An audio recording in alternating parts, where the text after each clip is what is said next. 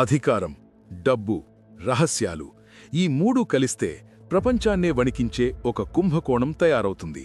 అదే Jeffrey Epstein case. 2024 మరియు 2025లో బయటపడిన ఈ ఎప్స్టీన్ ఫైల్స్ కేవలం కాగితాలు కావు.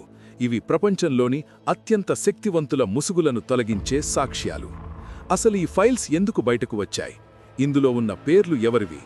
ఇది సామాన్యులకు ఎందుకు ముఖ్యం? ఎప్స్టీన్ ఎవరు? ఒక సాధారణ టీచర్గా కెరియర్ మొదలుపెట్టి వాల్ స్ట్రీట్లో బిలియనీర్గా ఎలా ఎదిగాడు అనేది ఒక మిస్టరీ. అతను తన చుట్టూ ఒక పవర్ నెట్వర్క్ను సృష్టించుకున్నాడు. రాజకీయ నాయకులు, శాస్త్రవేత్తలు మరియు హాలీవుడ్ స్టార్స్తో అతనికి ఉన్న సంబంధాలు సామాన్యమైనవి కావు. కానీ ఈ ముసుగు వెనుక ఒక చీకటి సామ్రాజ్యం ఉండేది.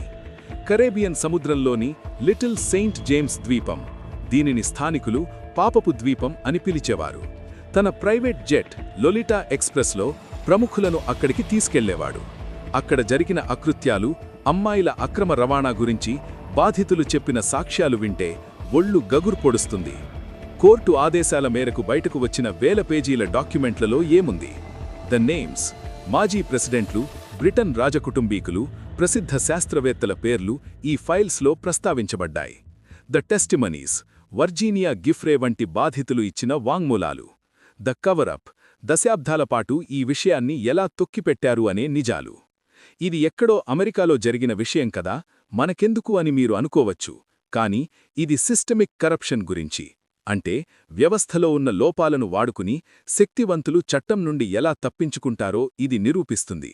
బాధితులకు న్యాయం జరగడమనేది కేవలం ఒక దేశానికి సంబంధించిన విషయం కాదు, అది మానవత్వానికి సంబంధించినది. నిజం ఎప్పుడూ దాగి ఉండదు. ఈ ఫైల్స్ బయటకు రావడమనేది ఒక ఆరంభం మాత్రమే. ఈ వీడియో మీకు ఇన్ఫర్మేటివ్గా అనిపిస్తే షేర్ చేయండి.